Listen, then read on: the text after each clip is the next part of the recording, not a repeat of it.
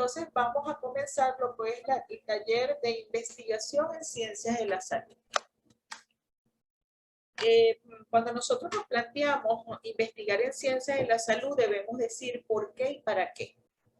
Y decimos, ¿para qué investigar? Nosotros como médicos debemos generar conocimiento en nuestro día a día. Y desde el momento en que examinamos un paciente hasta el momento en que emitimos un plan terapéutico, nuestro proceso en salud y enfermedad es un proceso simplemente investigativo. Debemos generar teorías, solucionar problemas, crear nuevas tecnologías, idear nuevos fármacos, idear nuevas terapias, combinar nuevas terapias para lograr lo que es la salud de nuestros pacientes, que es nuestro fin último, de nuestras comunidades, de nuestra sociedad. Y asimismo también estimular la actividad intelectual creadora en cada uno de nosotros como seres humanos, como personas, que somos un ser biopsicosocial.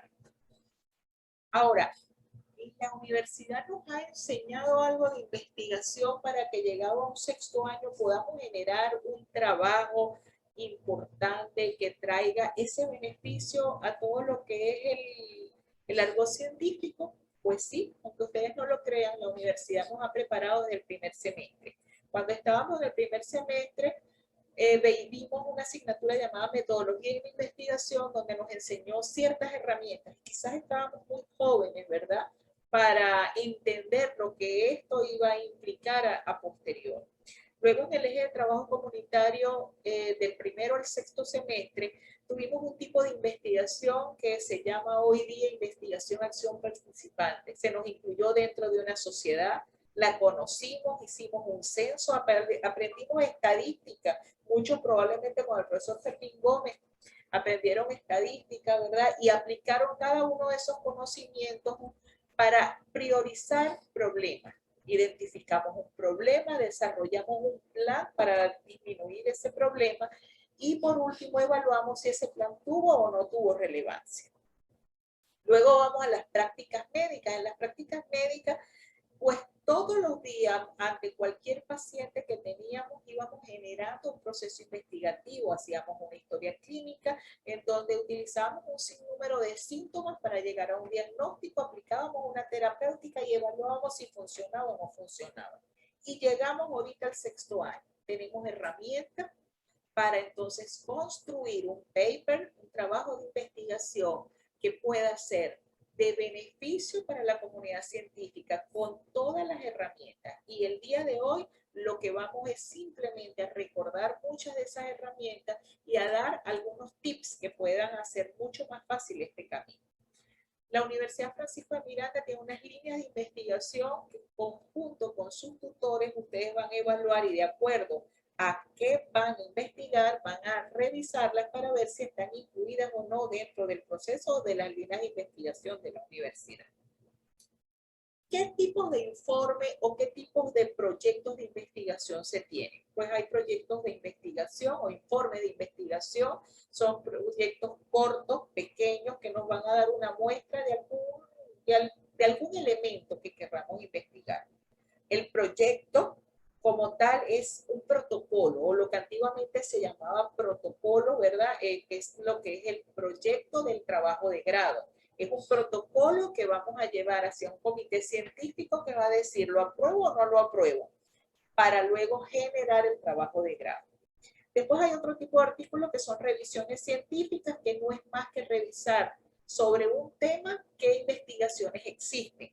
Los trabajos de grado, en nuestro caso, el trabajo especial de grado, que son aquellos que utilizan las maestrías, y las tesis doctorales, que son aquellos que trabajan en los doctorados.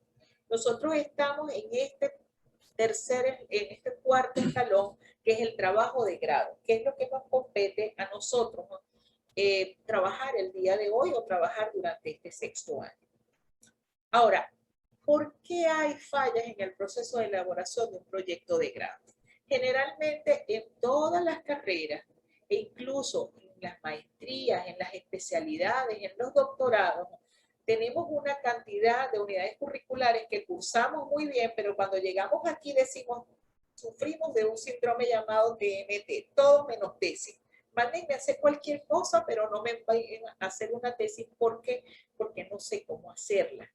Porque digo, sí, más adelante lo hago, porque normalmente las tesis implican un proceso de planificación en la búsqueda de información científica. Necesita tiempo, necesita el hábito de lectura hacia lo que es la formación científica, y los médicos somos muy... tendemos a ser inmediatos y buscar la inmediatez. En cambio, el proceso de investigación no es un proceso de inmediatez, sino que requiere un proceso planificado para cumplir las fechas que se nos den. Entonces, allí la procrastinación, que es dejar para mañana y volver a dejar para mañana, hace que las personas tiendan a alejarse un poco de lo que es un trabajo de grado. Pero esto nosotros podemos ayudarlo a superar cuando sabemos quiénes son los protagonistas de ese proceso de investigación o de este trabajo de grado. Y tenemos tres grandes autores: la institución, que en nuestro caso es la UNED, el tutorado, que son ustedes, y el tutor que ustedes vayan a elegir. Esas tres instituciones o esas tres protagonistas se convierten en los coautores de su trabajo de grado. Cuando usted escoge a su tutor va a ser coautor de su investigación. Eso es importante que lo tengan en claro, tanto tutores como tutorados, ¿no? Porque a veces escogemos un tutor que no nos acompaña en el proceso y que por tanto no nos ayuda a culminar este trabajo a buen pie. También existen asesores externos que nos pueden ayudar y que no necesariamente son tutores, que son los asesores metodológicos, que es una persona que ad honoris o a veces también puede, que no pertenezca a la institución, puede generar algún recurso que los ayude a construir ese proceso metodológico, igual como un asesor técnico científico si necesitan el requerimiento de un bioanalista, de otro tipo de profesional que vaya a procesar sus muestras, o un asesor estadístico que requiera un proceso más complejo de lo que es la definición estadística o de lo que es el procesamiento de datos, y cuyo tutor no tenga la capacidad de usar esas tres herramientas que son necesarias dentro del proceso de elaboración del trabajo de grado. Entonces es importante que tengamos claro quiénes son los personajes que tenemos aquí. Ahora, ¿qué cualidades tiene que tener en cuenta para que ustedes escojan un tutor? Esta es una de las grandes debilidades que generalmente tienen los estudiantes. A veces buscamos un tutor por nuestra afinidad personal hacia esta persona o hacia este profesional, es decir, me cae bien, fue un buen docente, pero tiene las cualidades para acompañarnos en este proceso. ¿Tiene de verdad referencia y trayectoria en el área para investigar? ¿Acepta participación de otros asesores sin que esto implique un problema para ellos? ¿Tiene competencia en esa área? ¿Está dispuesto a comprometerse en tiempo y en calidad de tutoría? No es solamente firmar el papel de tutores, convertirse en coautor de la investigación, ayudarlos a ustedes en esto, ¿ok? Entonces, esas cosas ustedes las deben evaluar para escoger un tutor. Y luego, lo que es la parte legal, que es el cumplimiento de estos artículos que nos tiene, que es el artículo 12, 14, 15 y 16 de las normas, que es que sea docente de la Universidad Francisco de Miranda, ¿ok?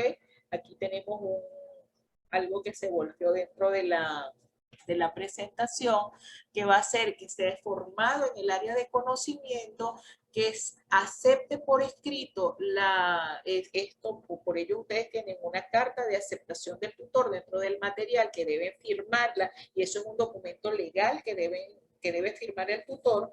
Y lo otro es que no tenga consanguinidad con el tutorado. Esos son los requisitos o las cualidades que se deben tomar en cuenta para buscar un tutor. Luego tenemos qué responsabilidades tiene ese tutor.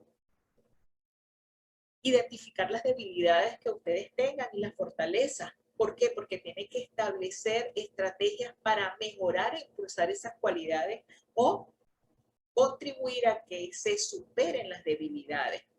También debe esa responsabilidad del tutor es que tiene que establecer en común acuerdo con el estudiante las condiciones de entrega.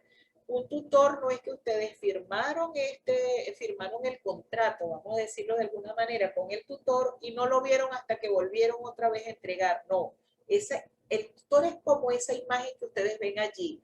Es el acompañamiento en el crecimiento de ese árbol. Así como está ese árbol amarrado con un tutor, como es en agronomía, así tiene que estar el tutor con el tutorado, amarradito, juntos, ¿no? Para poder entonces de alguna manera llevar a buen pie el crecimiento de ese árbol o en este caso lo que es el buen pie, lo que es el proyecto de grado. Revisar detalladamente los avances de la investigación. Ningún tutor debe firmar sin leer, debe corregir, contribuir en la búsqueda de información bibliográfica. A veces ustedes no consiguen porque no tienen la habilidad para buscar información científica y el tutor los debe apoyar en esto. Vigilar el cumplimiento del rigor metodológico. Es decir, un trabajo de grado tiene un rigor ético y metodológico que el tutor debe velar por él. ¿Qué responsabilidades tiene el tutorado? Porque a veces nosotros como tutores tenemos estudiantes maravillosos, muy buenos, que cumplen en todo lo demás, pero también tenemos estudiantes que no los vemos más la cara. ¿Ok? Entonces, este muchacho, el que debemos planificar con él por ambas partes, ¿cuándo van a traerme entonces esto? No es que el último día ustedes le van a enviar al tutor el trabajo para que él se los corrija. No, para eso desde el primer momento ustedes deben coordinar con él cómo van a ser las pautas de entrega, cómo lo van a hacer, qué van a plantear, cómo se va a solicitar las explicaciones. Lo otro es, no es que cuando ustedes van a las asesorías con el tutor, ustedes digan, doctor, dígame cómo se hace. No, ustedes van a leer primero, ustedes tienen este taller inicialmente y las dudas son las que se plantean al tutor, ¿ok? Entonces tenemos que tener bien claro estos dos aspectos porque la escogencia del tutor y del tutorado no puede ser emocional, tiene que ser racional, tiene que ser con criterios para que llevemos a buen fin esta situación. Ahora, ¿cómo elegir el tema? ¿Sobre qué van a hacer ustedes su trabajo de grado? Ese es un momento en que yo digo de qué voy a trabajar. Normalmente debemos buscar primero que sea atractivo para el investigador. Por ejemplo, un estudiante o un grupo de estudiantes que jamás le ha gustado la cirugía, su tema de elección para investigar no puede ser el quirúrgico. Deben buscar algo que les sea agradable, que les sea interesante, que no les sea monótono, que no pueda ser obligatorio, porque el proceso de investigar necesita esa motivación, ese atractivo, ese enamoramiento del tema. Tener algún conocimiento científico del tema, saber de fuentes o antecedentes de información. A veces escogemos temas que están tan trillados que se convierten en réplicas de trabajos y trabajos que se han elaborado. Ejemplo, factores de riesgo de embarazo en adolescentes. Ustedes no se quieran imaginar cuántos trabajos tiene la Francisco de Miranda de factores de riesgo de trabajo del embarazo adolescente. Ya yo, cuando soy jurado o tutor de un trabajo de eso, le digo, Dios mío, ¿qué más quieren saber? Entonces debemos buscar de verdad que sean trabajos originales, que estén dentro de las líneas de investigación ya existentes, pero que requieran trabajos complementarios. Por ejemplo, si estamos trabajando con, yo les voy a hablar, por ejemplo, de la línea de investigación que yo llevo, de sarcopenia, o de lo que son los procesos eh, de nutrición. Si nosotros tenemos ya líneas de investigación, hemos trabajado, por ejemplo, sarcopenia en adultos mayores, sarcopenia en poblaciones de riesgo, sarcopenia, y hay algún elemento que quisiéramos trabajar, pues podemos trabajar hacia ese mismo. O si queremos hacer estudios multicéntricos y ya hemos copado los estados de Falcón, Zulia y decirles Lara y nos falta el estado portuguesa para tener esos datos, entonces probablemente se puedan hacer réplicas de ese trabajo, pero con otra población. Pero tiene que estar argumentado y el por qué se va a hacer y para qué se va a hacer. que tenga un aporte, que eso es lo importante. Y lo otro es la factibilidad y viabilidad de la investigación. Ustedes no pueden ir a hacer un trabajo sobre, por decirles algo, impacto del mercurio en el pescado que se consume probablemente en Guárico, que no tiene playa, o que no hay contaminación por mercurio, o no pueden hacer investigación de contaminantes atmosféricos de una cementera en una población donde no hay una cementera, ¿ok? Entonces tiene que ser viable la investigación, que sea factible. Que sea factible que, yo quiero buscar los niveles de mercurio, pero tengo cómo hacerlo, tengo laboratorio, tengo dinero, tengo patrocinante. ¿Qué tengo para poder hacer esa investigación? Eso nos habla de la factibilidad. Entonces, ¿qué deben tomar en cuenta? Primero, que el tema sea interesante. Ustedes se les asigna ciertas poblaciones. Entonces, lo ideal, no necesariamente, pero lo ideal es que la investigación se haga dentro de esa población. Si esa es una población con un alto potencial de niños, por decirles, si su pirámide poblacional es bien amplia en lo que son niños y hay problemas importantes en lo que es en esa población infantil, traten de trabajar con esa población infantil. Si por el contrario esa población es de ancianos, traten de trabajar entonces con patologías que tengan que ver con esos ancianos. No me vayan a buscar un trabajo de investigación de embarazadas en una población donde no hay embarazadas, porque no van a tener muestras suficientes y ahora más tarde cuando hablemos del muestreo, el profesor Fermín se lo va a explicar mejor. Ahora, después que tenemos el tutor, tenemos el tema, qué normas vamos a hacer para la elaboración de este proyecto o trabajo de investigación. Entonces, fíjense lo siguiente. Una cosa es la norma que nosotros vamos a trabajar y otra cosa es el proceso científico de la investigación. Cuando nosotros sabemos que el método científico o el proceso científico es general, lo que sea la norma por la que tengamos, ya sea APA, Vancouver, etcétera, va a ser solamente cómo la vamos a plasmar. Pero el proceso científico va a estar presente en toda investigación, llámese ella como se llame. Vamos a tener, por tanto, un problema que debemos identificar, delimitar, definir, describir y explicar, que en el caso de nosotros, ¿verdad? Es lo que llamamos el problema. ¿Ok? ¿Qué se investigará? ¿Cómo vamos a formular el objetivo? Ese objetivo, y dependiendo de cómo se formule y de qué población vamos a trabajar, va a definir cuál será el tipo de estudio, la población y muestra, el procedimiento y eso nos va a llevar a la pregunta, ¿cómo se investigará? Luego vamos a ejecutar la investigación, vamos a recoger datos, vamos a presentar datos, vamos a analizar datos, vamos a generar conclusiones y vamos a presentar o publicar. Entonces, como se dice, todo esto, ¿verdad? Va a ser el proceso científico como tal. Entonces tenemos tanto una hipótesis, llámese un estudio investigación cuasi experimental o experimental que puede generar hipótesis como investigaciones descriptivas que simplemente vamos a tener variables que vamos a observar, todas ellas van a ser la base del problema que nosotros vamos a tener. Continuamos entonces. ¿Cómo lo vamos a presentar?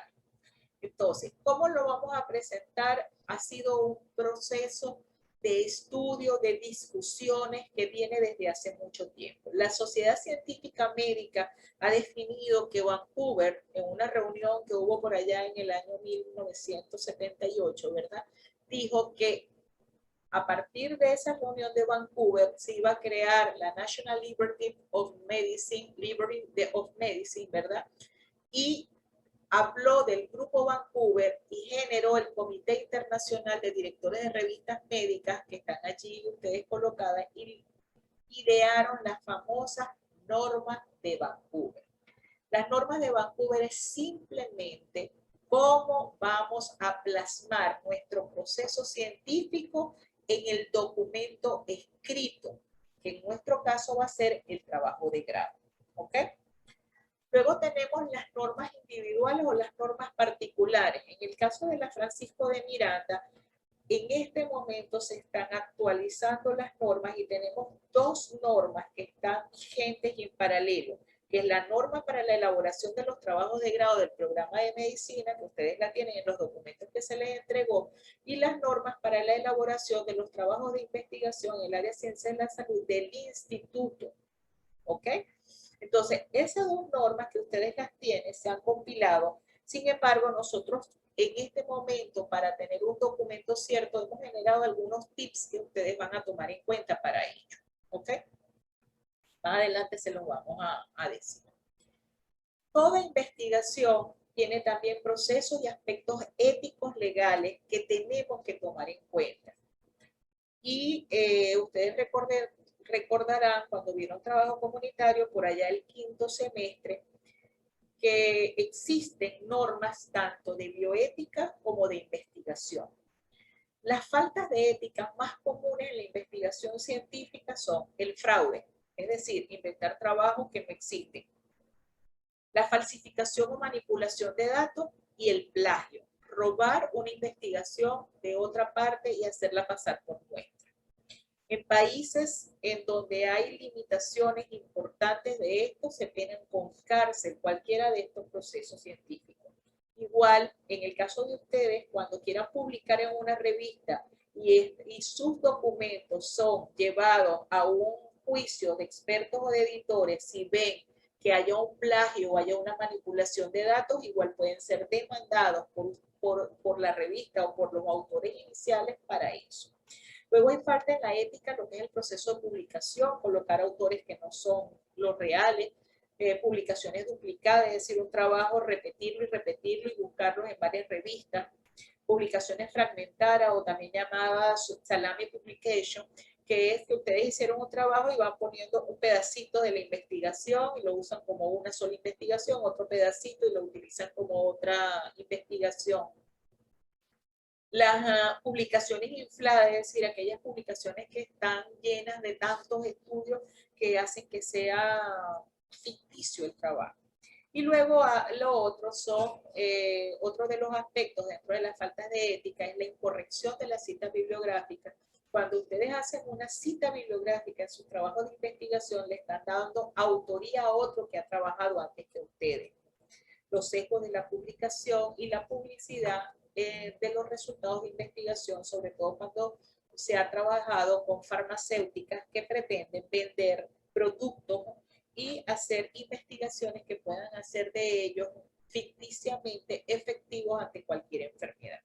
Hoy en día tenemos guerras a nivel mundial sobre las vacunas que estamos desarrollando y ustedes ven cómo cada una de las casas que está desarrollando su vacuna está diciendo cuán ventajosa o cuán no ventajosa es su vacuna respecto a las demás.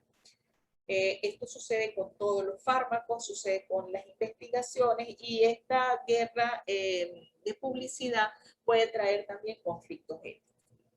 En el caso de nosotros, debemos recordar estos códigos que ustedes vieron, el código de Nuremberg y la declaración de Helsinki, donde los principios básicos como son la autonomía, la beneficencia, la no maleficencia, la justicia y la dignidad humana deben estar plasmados dentro de las investigaciones. ¿Ok? Yo en este caso del taller no vamos a abordar muy profundamente esto, pero sí tienen el material que ustedes deben leer. Aquí, en este momento, solamente les voy a hablar de los requerimientos que ustedes tienen que hacer sobre el consentimiento informado de la población a la cual ustedes van a trabajar. Este consentimiento informado, ustedes van a hacerlo por escrito. Debe estar formalmente aprobado, en este caso será tanto por la comisión como por el jurado, ¿verdad? El paciente debe ser informado de lo que se va a hacer, debe firmar eso, ¿ok? Debe ser voluntario ese ingreso, debe ser en lenguaje comprensible para el paciente, puede renunciar en cualquier momento al estudio y va a tener entonces un formato que ustedes lo tienen y ese paciente va a pertenecer a este trabajo y debe dársele su justo valor y debe tener algún beneficio. Es decir, nosotros no podemos convertir los trabajos en solamente recoger datos de los pacientes, sino que ustedes deben generar hacia ellos algún beneficio. Si vamos a trabajar con, supongamos, arritmias cardíacas en pacientes y ustedes van a hacerle electrocardiograma a pacientes de 20 a 40 años de edad. Y esos pacientes se van a prestar para que ustedes les hagan el electro. Ustedes van a evaluar esos electros. Pero ¿y si hay un paciente patológico? ¿Qué van a hacer con él? Ustedes deben dejar plasmado ese beneficio. Es decir, si hubo una arritmia cardíaca, ustedes deben decir que si hay algo patológico, ¿quién va a solventar ese problema? ¿Lo van a referir a un cardiólogo? ¿Lo van a referir a otro especialista? O sea, ¿qué van a hacer con ese paciente? Eso debe quedar plasmado dentro del consentimiento informado y no simplemente ser solamente dadores de datos a nuestros pacientes sin recibir nada a cambio. Esa es lo importante de este consentimiento informado. Allí tienen todo el contenido que tiene que tener, pero esto está mucho mejor especificado dentro del material que ya se les colocó. Ahora, ¿cómo vamos a redactar este proyecto y trabajo de grado? Aquí tienen una cantidad de ítems que también lo tienen en el material que se les envió sobre qué estilo van a utilizar. Va a ser en español, va a ser en papel blanco, va a ser impreso en negro. No podrá hacerse por ambas caras. En el caso de ustedes no van a entregar documento escrito, sino documento digital. Va a ser en New Times Roman o en letra Arial 12. Los títulos siempre van a ser en letras mayúsculas y en negrillas y centrados, y los subtítulos con las primeras letras en mayúsculas y en negrillas y alineados a la izquierda de la página. Los márgenes los tienen allí, 3.3.2.5, y la escritura del texto va a ser en bloque y justificado. No se usa sangría dentro de lo que es este tipo de documento. Es decir, esos 5 espacios que antes ustedes dejaban para hacer un párrafo, eso no se estila dentro de la revista ni dentro de la redacción Vancouver, sino que de una vez se empieza a tomar. Normalmente no queremos que los párrafos tengan más de 10 líneas, no es factible, no es bien para la lectura, no es consono para la lectura. Y la paginación del trabajo se va a usar en números arábicos.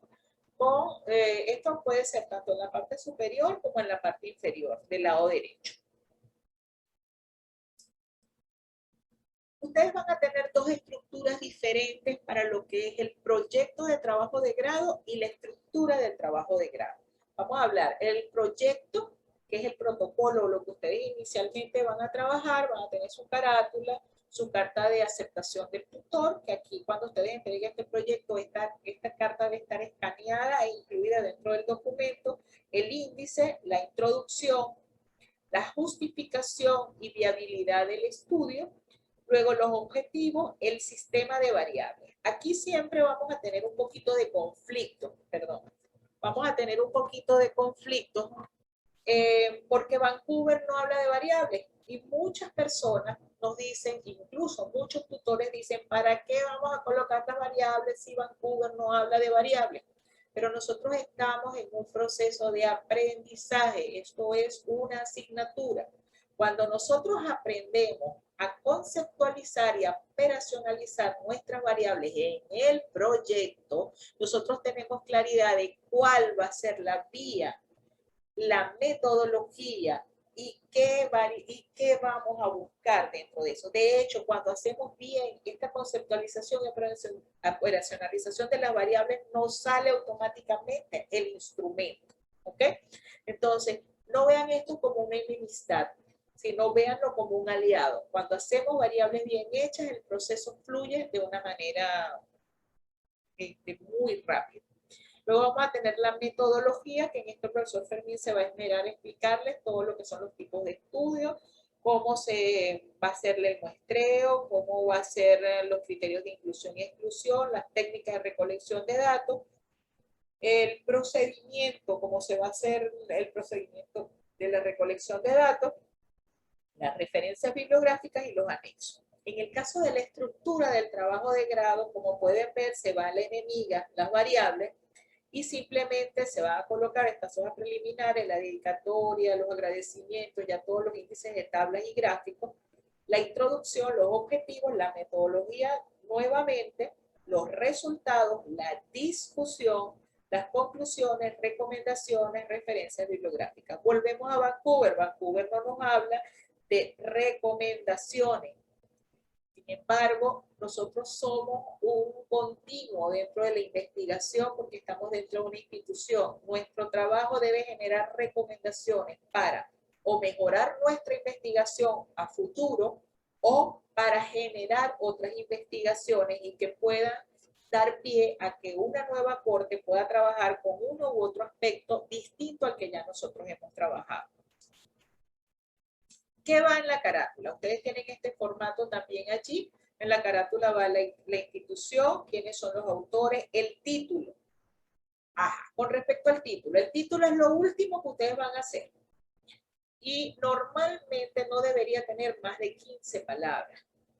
Cuando nosotros hacemos títulos complejos, tienden a pasar desapercibidos. El título debe connotar ese objetivo que nosotros queremos y debe dar pie a que sea interesante y que la persona que lea el título diga, esto es lo que yo ando buscando. Entonces el título es muy importante que se defina y lo vamos a ver un poquito más adelante. ¿Cómo escribir una introducción? Ok. La introducción es, si se quiere, esa apertura hacia lo que es el trabajo de investigación. Normalmente, cuando nosotros tenemos claridad de lo que queremos lograr, por eso yo siempre les recomiendo que antes de elaborar la introducción, esto es algo que no dice Sampieri ni dicen muchos metodólogos, pero la experiencia personal, y creo que el profesor Fermín comparte conmigo esto, es que primero decir cuál es el propósito, qué es lo que yo quiero lograr, ¿ok? Después que yo sé eso, yo puedo hilar mi introducción. Esa introducción debe tener un orden lógico que plantee la existencia y la importancia del problema. Por ejemplo, supongamos que nuestro problema es enfermedad por COVID, ¿ok? Ese sea nuestro problema. Ahora, ¿cuán importante es COVID? ¿Por qué será importante investigar sobre COVID? ¿Ok? En forma estructurada, dando relevancia a qué es importante. ¿Qué quiero yo saber de COVID? Quiero saber nada más cuál es la prevalencia que tenemos de COVID en Falcón, en Lara, en Táchira. Quiero saber qué. Quiero saber quiénes son las personas a quien más les da COVID. Quiero saber qué características tienen esas personas que se complican más por COVID, quiénes generan las neumonías y quiénes los casos leves. Entonces, dependiendo de la profundidad que yo quiera en el estudio, yo debo hablar y hilar mi introducción. Por tanto, yo les he dejado aquí algunas preguntas que debe contestar esa introducción. ¿Cuál es el problema? ¿Cuál es su importancia? ¿Qué evidencias hay de que existe o no el problema? ¿Qué aspectos y variables ya se ha estudiado en cuanto al problema? Porque a lo mejor ustedes van a hablarme de la prevalencia de COVID en Lara y es que ya anteayer salió un estudio de eso. ¿Okay? Entonces debemos decir qué otra cosa más allá de la prevalencia queremos hacer. ¿Qué autores han estudiado ese contexto similar al que se plantea? Eso es lo que terminan siendo los antecedentes. Cuando nosotros hablamos de antecedentes de la investigación, nosotros no debemos colocar todos los trabajos que han hecho sobre COVID, sino los trabajos que se han hecho sobre COVID que tienen las variables que yo voy a estudiar o en otro contexto que yo voy a estudiar. No es que van a hablar de embarazo, no sé, de trillizos, por decirles algo, y ustedes van a hablar sobre embarazos de trillizos, todo lo que se ha publicado. No, ya va. ¿Qué de ese embarazo quiero? Las complicaciones, quiero cuál fue el método de resolución de ese embarazo, cuál fue la anemia que tenía o el parámetro hematológico que tenían las embarazadas que tenían embarazos de trillizos, o sea, ¿qué voy a buscar? ¿Y qué trabajos son similares a eso? Porque si no, imagínense toda la autoría relevante que tenía que ser. Igual, cuando nosotros vamos a plasmar los antecedentes, tienen que ir de lo general, es decir, a nivel mundial, en el caso nuestro, a nivel de Latinoamérica, a nivel de Venezuela y a nivel del estado en el que nosotros estamos desarrollando la investigación. Y en ese mismo orden también llevar un orden cronológico de las investigaciones. Normalmente estos antecedentes no debieran ser más allá de 5 años para tener importancia, a menos que su trabajo sea tan distinto que una investigación que se hizo hace 15 años pueda ser importante para que ustedes la comparen con la que ustedes van a hacer en este momento. ¿Cómo y dónde buscar información que nutra nuestra introducción? Esta es otra de las cosas bien importantes. A veces cuando nosotros leemos sus trabajos, vemos referencias que son muy antiguas o referencias que simplemente ustedes la están buscando en Wikipedia. Wikipedia no es un buscador científico para una investigación biomédica, ¿ok? Entonces nosotros tenemos que estar claros que cuando nosotros vamos a buscar información que nutra nuestra introducción, ese conocimiento debe ser científico y no empírico. Si bien es cierto que nuestros buscadores más importantes, como es el caso de Google Chrome, de Firefox o Explorer, ¿verdad? Pueden ser los buscadores. Ese buscador nos tiene que llegar a sitios donde haya investigación científica. Hay más de 15 millones de documentos médicos que están publicados libremente en las redes. De ellos se habla que más de 6.000 revistas científicas tienen publicaciones. Y se estima que 10 al 15% de lo que se publica hoy tiene valor duradero. Es decir, lo que hoy publicamos, fíjense con COVID, lo que se dijo al principio, que ibuprofeno o no recuerdo, cualquier otra cosa era contraindicado en algún momento, hoy puede ser algo importante. Con la ivermectina se ha publicado tanto y se dice tanto y tanto de ivermectina que puede ser un preventivo, pero no hay evidencia científica de que lo sea. Y mientras no hay evidencia científica, pues carece de valor científico para una investigación. ¿Ok? Entonces eso es valor empírico, valor informativo, que no tiene importancia. Entonces, cuando nosotros vamos a plasmar algo, eso tiene que estar publicado en una revista indexada con valor científico para que sea de verdad estimado. Entonces, para ello, nosotros tenemos mucho. Aquí tienen algunas fuentes de información primaria, como es PubMed, es la gran biblioteca médica, donde ustedes colocan palabras clave, ¿ok? Ustedes colocan esas palabras clave, por ejemplo, van a trabajar con obesidad y calidad de vida. Ustedes colocan obesidad, calidad de vida, y les va a salir todos los estudios que se han hecho, o por lo menos los abstracts o los resúmenes de esos estudios, ya sea en forma ascendente o descendente, de los trabajos más viejos a los más nuevos, o de los más nuevos a los más viejos, de las publicaciones más importantes de las revistas científicas. Normalmente los abstracts están todos disponibles, y el abstract muchas veces es suficiente si está bien redactado, porque les va a dar el tipo de estudio, quién lo hizo, dónde lo hizo y cuál fue la conclusión más importante que se tuvo. ¿Ok? Entonces ahí tienen varios buscadores, eso lo van a tener ustedes, también lo tienen dentro del material que se les entregó, y no me busquen nada dentro de lo que es Wikipedia. ¿Ok? ¿Qué trucos hay? Imagínense. Una de las cosas que más dolor de cabeza da son las fuentes de información cuando las vamos a plasmar dentro de la introducción. Cada una de las cosas que nosotros decimos dentro de la introducción debe tener una cita textual, es decir, o una cita o una referencia. Cuando usted dice que la obesidad es una patología metabólica que lleva tal o cual cosa, usted debe colocarle una referencia. Esa referencia, usted le coloca el número 1 y va a citarla como normalmente estos sitios les dan la manera de citar. Pero existen para eso las normas de Vancouver para citar referencias bibliográficas, que también las tienen allí, y va a ser cómo lo van a citar. Pero el problema más grave se nos presenta es cuando nuestro tutor o nuestro jurado nos dice, cambia el párrafo 1 para donde está en el párrafo 3 y el párrafo 4 para donde está el 5. Y entonces se nos mueven las referencias y decimos, Dios mío, ¿y ahora la 1 quién será? ¿La 1 sería cuál? Entonces les doy un truquito. Ustedes en el Word colocan insertar comentarios. Y cuando estén dentro de su elaboración del proyecto, usted simplemente va a colocar la bibliografía dentro del comentario. Al correr o al modificar esos párrafos, usted va también a correr el comentario. Ya al final, cuando ya usted tenga todo el documento hecho, simplemente corta y pega el comentario dentro de lo que es la bibliografía y no va a haber ningún problema dentro de lo que es que coincide exactamente el concepto que usted emitió con la referencia bibliográfica que está redactando. Luego viene dentro del, al final de la introducción, va a venir la justificación y viabilidad del estudio. ¿Por qué se justifica esta investigación? Entonces usted hablará que en esa comunidad hay tal o cual circunstancia que genera que sea importante, o a nivel del país o a nivel del mundo está pasando esto.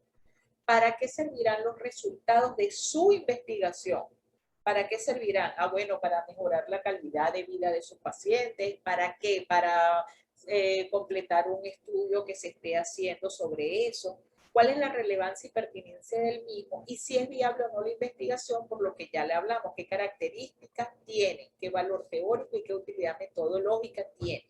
O sea, ¿por qué es viable esa investigación? Ah, bueno, usted tiene de tutora a una persona capacitada en eso, tiene como tú, y ese tutor lleva esa línea de investigación, etcétera. Usted va a definir el por qué va a ser viable que usted pueda realizar. Que en ese ambulatorio hay electrocardiograma, que en esa población hay pacientes con alto porcentaje de eso porque otra investigación ya lo dio.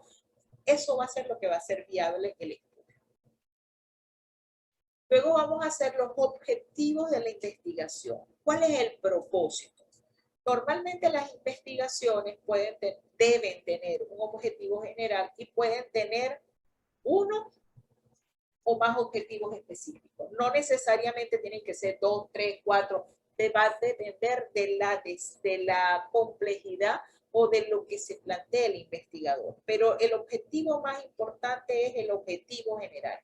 ¿Cuál es el propósito? ¿Qué pretende el investigador?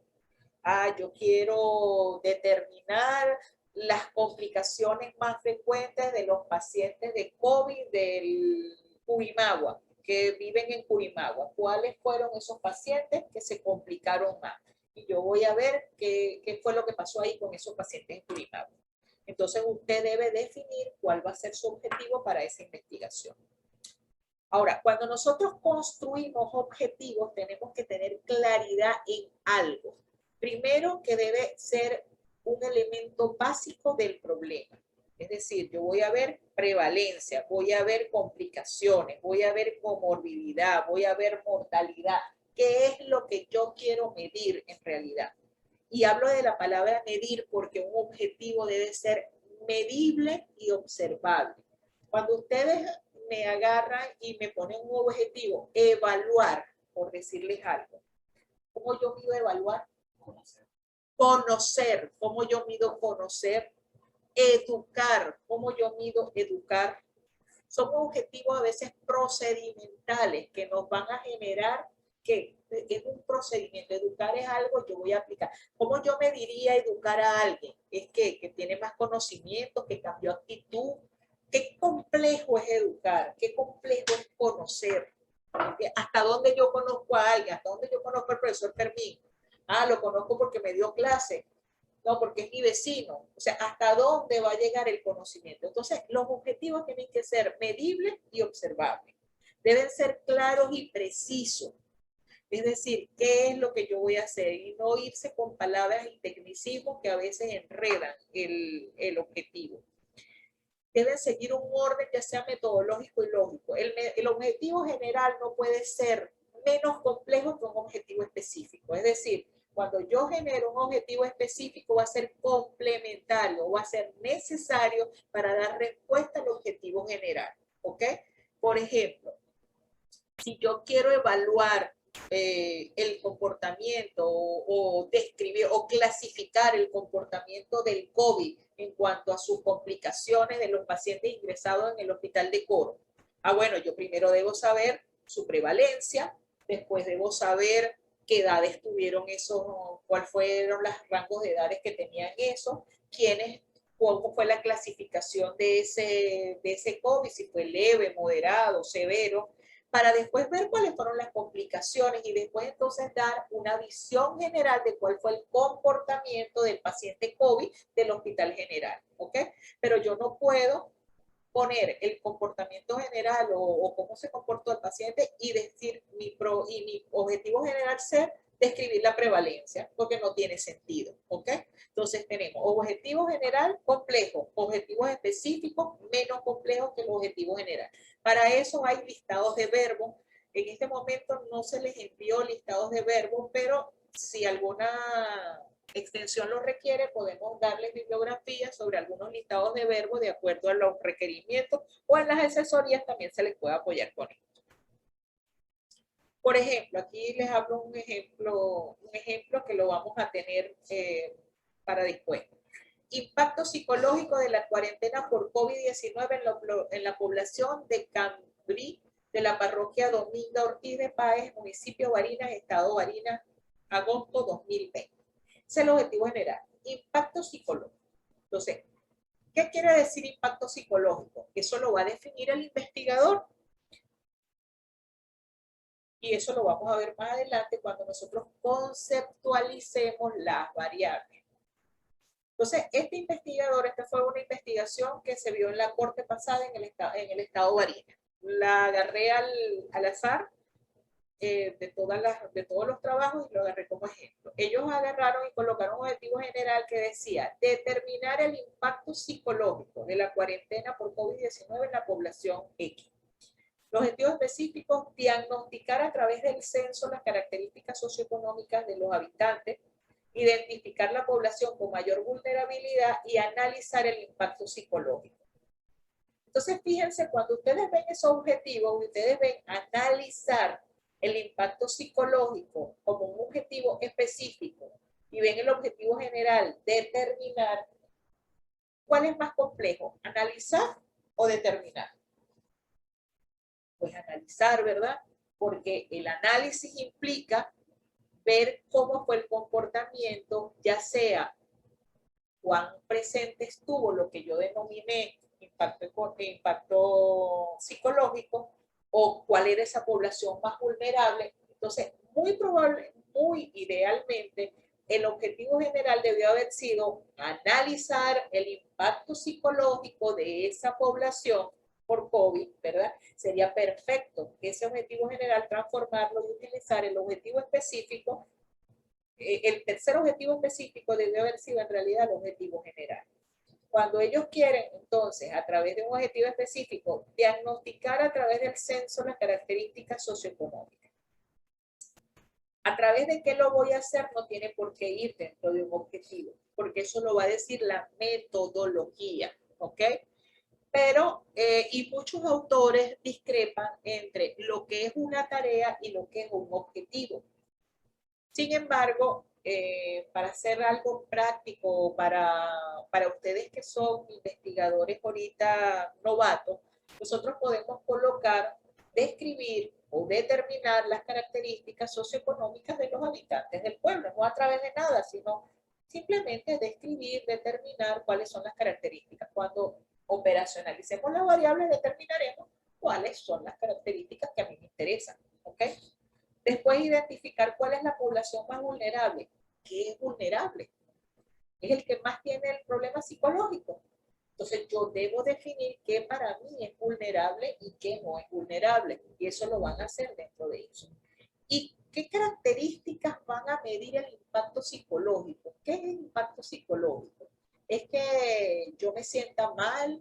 ¿Es que yo esté deprimido? ¿Es que yo esté ansioso? O sea, ¿cómo voy a medir impacto psicológico? Entonces, quiero que tengamos eso ahí porque cuando el profesor Fermín les hable de las variables, nosotros vamos a hacer un ejercicio con este mismo trabajo. ¿Ok? De acuerdo a lo publicado, ¿cómo plantearíamos los objetivos? Bueno, ya lo hablamos, ¿verdad? El tercer objetivo pasaría a ser el primer objetivo, el objetivo general, y los otros volverían a ser los objetivos específicos. Hipótesis. Las hipótesis no están presentes en todos los trabajos de investigación. De acuerdo al tipo de trabajo de investigación, nosotros generamos hipótesis. ¿Ok? Normalmente las hipótesis se dan para los estudios experimentales, en donde planteamos que pueda ocurrir o no algo si yo hago algo o no. Y son los estudios correlacionales, que pasó Fermín, ¿verdad? Y hablamos de hipótesis de asociación o covariación, es decir, que nosotros decimos, bueno, el hecho de que haya COVID es porque no uso la mascarilla. Entonces, yo agarro y digo, bueno, yo voy a poner una población ante pacientes enfermos con mascarilla y ante pacientes sin mascarilla. Entonces, yo digo, hago una hipótesis de asociación y digo, bueno, si tienen mascarilla, no deberían darles COVID. Y si tienen mascarilla y sin mascarilla, debería darles COVID. Entonces yo planteo esa asociación, es decir, el que usó mascarilla se protegió cuánto por ciento del COVID y el que no la usó, cuánto se protegió.